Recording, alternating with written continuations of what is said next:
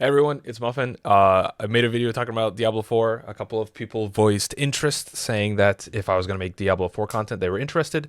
So I figured I would talk, since Season 2 comes out tomorrow, I would talk a little bit as to what my plans are, kind of what my expectations are for the season, and kind of just give a couple of guesses on how the season's going to go, so that when it's over and everyone's kind of stopped playing, which people are estimating to be about a week, like if that, kind of like if I, in my personal view, see the season as successful, if I got what I wanted out of it, and kind of just like be able to see a before and after how I feel about season 2, so that ongoing I can give proper feedback about how I feel about the season, what maybe disappointed me, what maybe made me feel like the season was bad, or on the hopeful side, maybe what really surprised me of being fun and good about it.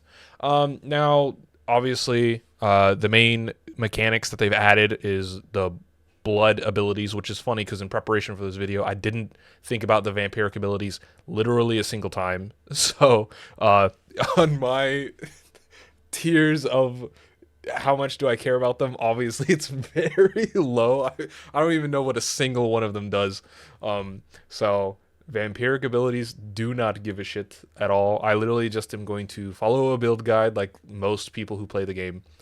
Follow a build guide, and whatever vampiric abilities they tell me to get, I'm gonna get them. That's okay. Who cares? Like, I do know, actually, that one of the builds that I am looking to play end game is entirely based off of a blood ability. I'm going to be starting my game play. Don't pay attention to how my desktop is. Everyone hates it. I chose Blood Necro before everyone started saying it was like S tier for leveling, but I'll take it, man. It's pretty good. So I'll be playing Blood Surge to level, and then I'm debating if I want to do like kind of the Creparian Summoner Necro with like a Shadow Golem, or Shadow Surfer. Like I've said, I'm mostly going to be target farming Duriel, trying to get myself an Uber Unique. And so I want obviously a lot more single target, but I am going to need a decent amount of wave clear because I'm going to have to grind the currency to farm Duriel. So I'm going to have to be able to beat Vershawn. I'm going to have to be able to beat the other guy, Gregorian, or some whatever. And then I'm also going to have to be able to do their mechanics in order to even get their materials. So, but it shouldn't be too hard. That's what Blood Harvest and Whispers. It's not going to be too bad. If I had to do Nightmare Dungeons, I guess it would be a little bit more difficult. But yeah, in general, I would say vampiric powers. I do not care. If anything, I am annoyed or not excited for the idea of having to manage you have to put like emblems on your equipment. I don't care. I don't want to do that. That sounds like too much effort, too much time. I don't want to do it, especially because you get to this point where every time you pull out a piece of gear and like you already have to pay attention to stats that you want to you have to replace them with and stuff. I I don't like the idea that I'm also gonna have to sit here and pay attention to which emblems that I'm also gonna have to make sure I have the perfect fit before I can swap out a piece of gear. I don't care, man. I'm gonna try and avoid probably that mechanic as much as possible. So it's interesting to me that even though I'm really excited for the season mechanic is not on my radar as far as fun at all. So if that is fun, that's going to be a huge mark. But like, as far as I'm concerned, that's like I don't care about it at all. So kind of what are my plans for like, as far as content? Oh, you guys can't read this at all. It's tiny. There we go. Okay. So it's going to be kind of like everyone's talking. I expect somewhere around 6 days, is where I'm really going to get through the majority of the content. I'm not like a super blaster or whatever. I only play right now about like 5 hours a day, but I can probably play more some days. Like day 1 is my niece's birthday. She's turning 4, so I have to be there, man. We're going to Chuck E. Cheese. It's going to be nice. Got to be there for the birthdays, especially because they're moving soon. So this might be anyways, no one cares. So day 1, it's literally just going to be getting through, I don't know why I put tier 2. Getting through world tier 1 and 2, level 50, trying to be able to beat the first capstone. That's my first goal. I'll probably make a video talking about how I feel about the new blood harvest mechanic, as well as the vampiric powers, and just in first impressions on, because there's a lot of new stuff that they've redone about the game, from damage calculation. Crit works so differently. So I just want to talk about maybe the balancing of how interactions work between monsters, how things feel, because I think they also have affected how mana generation and like essence generation or whatever works. Sometime in season 1 they did that, but I only played the first 10 hours of season 1. So that's just a general impressions on how the game feels is something I would like to talk about. Day 2, I would like to just blast through World Tier 3 and get to the second capstone dungeon into World Tier 4. Video idea that I really kind of want to talk about is just like thoughts on like a Grigor fight probably I'll do, as well as Echoes of Vershawn. Vershawn was like a pushover season 1. Literally took no effort to kill this guy at all. As well as kind of like the idea of how you grind for them. Whatever that process is, we still don't know exactly like how that material works. Like such as like if you're in Blood Harvest, or not Blood Harvest, it's the Helltide. If you're in Helltide, every time you pick up one of those little crystal ember things, do you like get like 1/100th of a summoner of Grigor or something like that? Like we don't know exactly how that works yet. So I'm kind of interested in that process. I've been playing a lot of PoE, so if it's anything kind of like PoE, which it can't be because PoE is kind of like once you complete a map, which is kind of like Nightmare Dungeons, you get like, you'll have to fight a boss and then you'll get like a piece of like the key that summons it. But there's not really that system in Diablo 4. So I'm kind of interested to see how these even drop. So I'll probably make a video talking about that. And if I think it's a good system, especially because like I'm a grinder. I like to just like automate processes and just get used to doing something over and over and over and over again, doing it in large quantities, and then just like blasting the boss. So if I can, I would really like to just like grind a lot of keys to be able to fight Grigor, and then fight Grigor like 15 times in a row. So I'll probably talk about their boss mechanics and kind of what the process is about grinding them. Day 3, farming my endgame build. I'll probably at some point talk about which one of these, or whether I decide to do my Summoner or Shadow Surfer. I imagine that some people are going to be a lot faster at me at getting to this stage. Maybe they'll get there day 2. So we'll kind of see which ones I think, based off of my experience doing these resource generation for the keys, on which one I think will be more fun, definitely, but which one will help me be able to fight Duriel more consistently. I'm pretty sure Necromancer is going to be the best for target farming Duriel, just because you have so much essences. And if you decide to play the Infinimist, I guess Infinimist is also another build I'm considering. I'm pretty sure you just like instantly, and every time you go into Infinimist, you just drop all the poison stacks. So I don't think Duriel's scared or scary for an Infinimist build at all. My only problem is that like generation for corpses, as well as being able to like just stay in Infinimist and be able to get that cooldown. You don't have a lot of enemies, you just have one, and I don't know how well this does into like solo bossing. Shadow Surfer seems like it's kind of interesting and good for it, especially because it has a lot of CC, so you can stun him or stagger him, and then you can do a lot of overpower damage during that staggers phase. So that's why I'm kind of looking at Shadow Surfer, as well as it's just kind of cool that it's only doable because of the playable mechanic this season. So that's one reason I'm interested. But this is also untested because no one's played the new season yet. So we'll see if that's even viable. I'll probably make a video during day 3. I'll try and farm and be able to fight the Beast and Ice, as well as Lord Zir.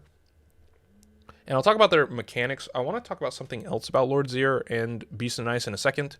But yeah, I'll probably fight them each once and then talk about their mechanics and see if I enjoy them, because they're both going to be new to the season, and I believe they're supposed to be ongoing. They're supposed to stay in the game forever, or at least for now.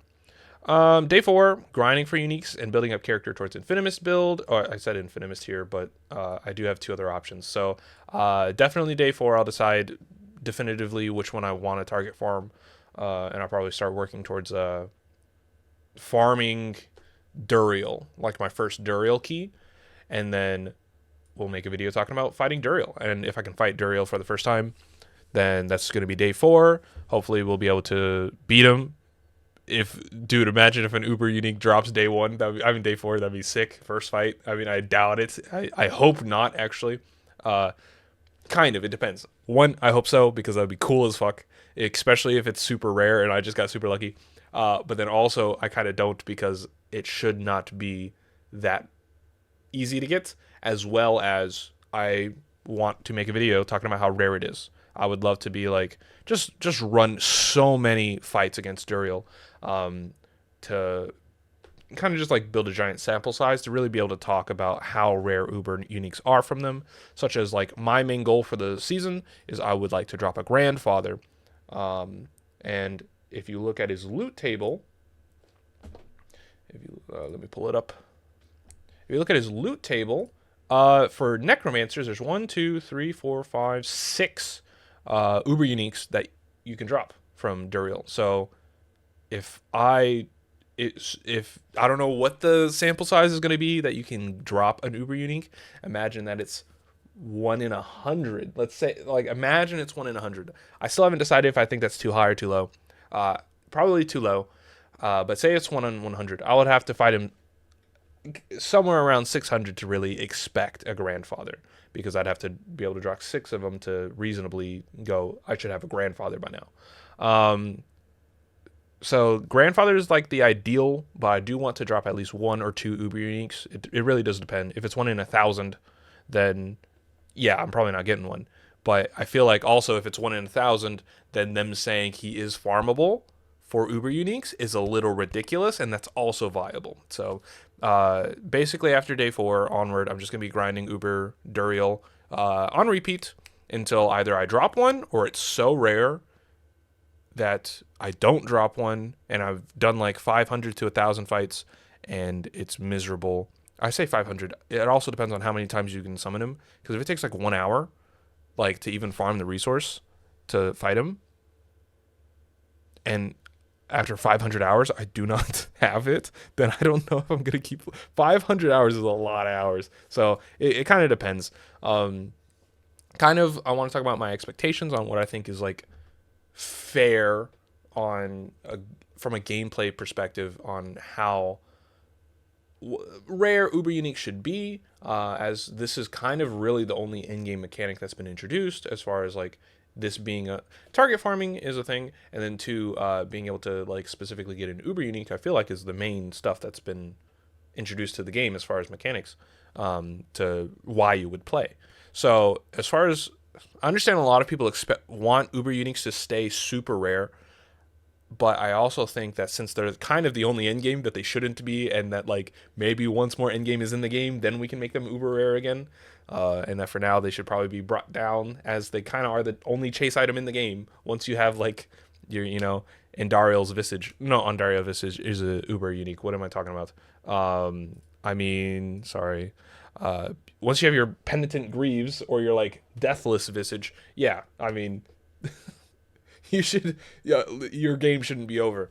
I do think that you should be able to try and get Uber uniques. So I think probably around 150 attempts to 200 in my head is fair to expect one. Somewhere in that ballpark. That's probably high. There's no way a casual's ever getting that. But it also kind of depends on how farmable he is. Let me look at the flowchart again. Because basically, you have to do Whispers and Helltide. So you're not even doing Nightmare Dungeons. Let's assume you're already level 100. You have to do Whispers and Helltide to even get Duriel. Well, because then you have to fight Echoes of Arshan and Grigor. So how long should it take? Or how long is a fair... why did I just do that? So how long is a fair amount of time? What? Oh my... graphic designer, by the way, guys. How long is a fair time to grind Whispers to fight Echoes of Arshan, and then Helltide to fight Grigor? Obviously, you're going to just do Helltide. If you're trying to fight Grigor, you're going to do Helltide for the full hour. I would argue probably like... I don't know, man. I feel like probably what's fair is if you spend an hour farming Helltide, you should probably have at least 2 Grigor attempts, right? And if you have 2 Grigor attempts within an hour, then probably Echoes of Arshan should be the same, because you'll do 1 hour Helltide, 1 hour off Helltide, and then basically every 2 hours you have 2 attempts at Duriel, King of Maggots. The only problem with that is then it is 1 to an hour, and I think then 100 hours is reasonable to expect an Uber unique. So if that is the process, say if you can do Grigor twice every Helltide, and then you can just do Whispers in your off time, and you'll be able to fight Vershawn twice, I think that's a kind of a fair expectation. So if it is that, sorry, I fucking zoned off for a second. If it is that, I will be kind of happy with my grinding session. I imagine that will take me probably like what, 7 days. So by day 11, I'll have my Grigor, or I'll have some uber unique. Obviously, I'm a streamer, so like, look, I'm just trying to farm Duriel. I'll fight every single last one, but look, they are tradable, the currencies. So if anyone wants to come to my fucking stream and give me some currency to help fight this Duriel, then yeah, I'm super down.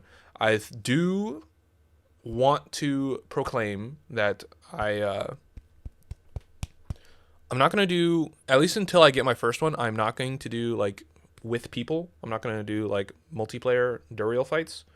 I am going to have a spreadsheet for the entire thing, and I just don't want it to mess with the data. Like I said in my last video, I do believe that they should make that if multiple people are in the fight, that the drop rates should be reduced for the Uber Uniques, not necessarily for everything else, just the Uber Uniques.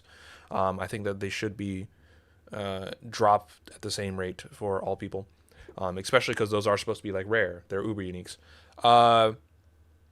But after I get my first unique, I am down to do, anyone comes in the stream, I'm down to literally just farm Duriel all day. If you have keys, feel free to come in.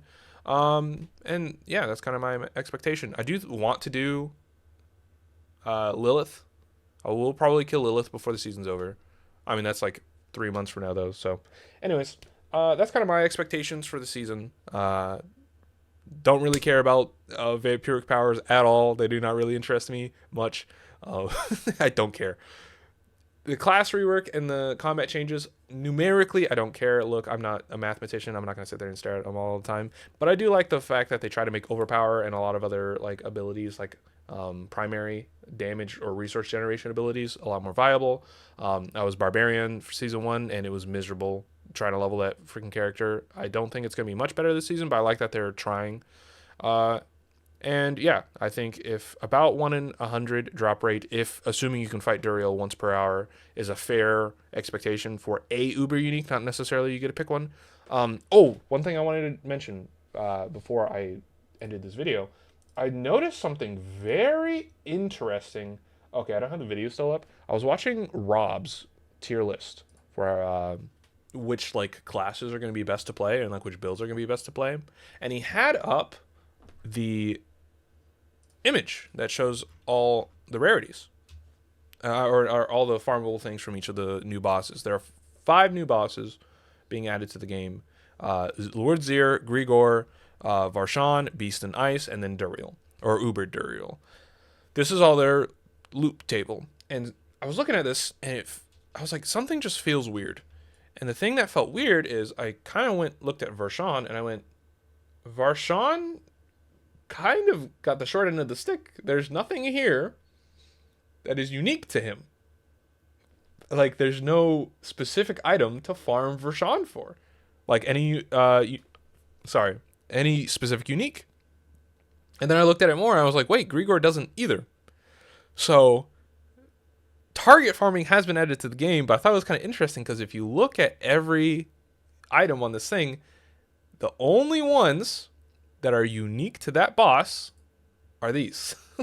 And you can't see the Beast and Ice, but there's one for each class, basically.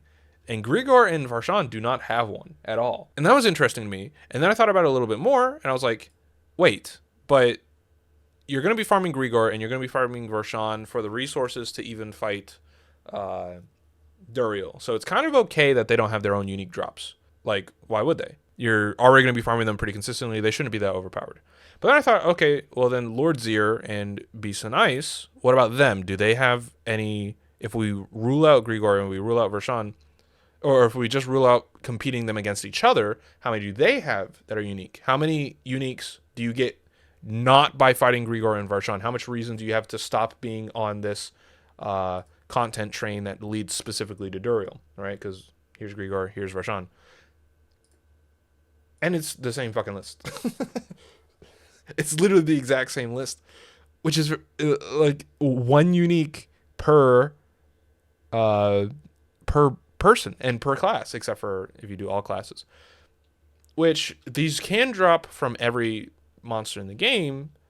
So there's of the 5 new bosses, there's really not that much of a reason to fight Lord Zir or the Beast and Ice, which I think is kind of from a target farming perspective, either a huge exclamation mark next to how little uniques in the game there are and how untransformative they are. Because I think of the 3 builds that I've been thinking of playing, say for Necromancer, I'm never using this item, Lidless Wall, and I'm never using this. I mean, I may use this for the Summoner build, this Ring of Mendel.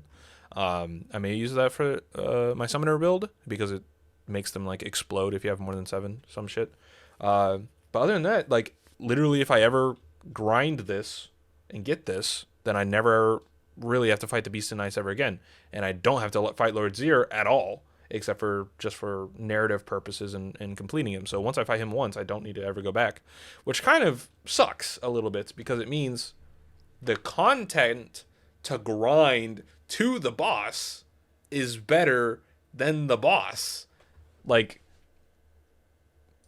you'll be getting basically more, at least from my current understanding, and we'll test this throughout the season, is you'll have more reason to do world bosses and Legion events than even Lord Zir, which is supposed to be the reason you do world events in the first place. Or the same thing with Nightmare Dungeons. Now, Nightmare Dungeons obviously get Glyph XP, and you get your own XP, but that kind of just means that literally Nightmare Dungeons are better than the Beast and Ice, which is kind of like weird if you're working towards the Beast and Ice. And what do you do when you're level 100?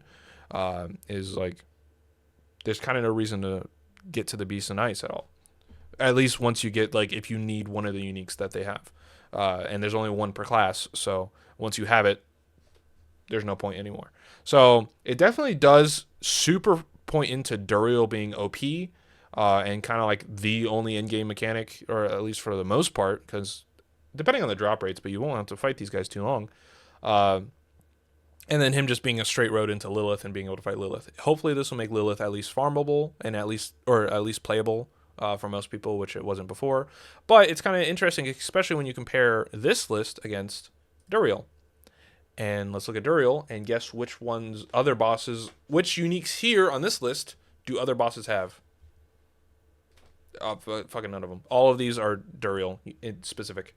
None of these are crossover with the other bosses, which, I mean, it's fine. Duriel's supposed to be OP, but it does definitely just make kind of some of these other bosses like Lord Zir and Beast and Ice a little bit underwhelming and kind of a little bit pointless. Hopefully this is something they're able to add upon in future seasons, but yeah, I just thought I would bring that up.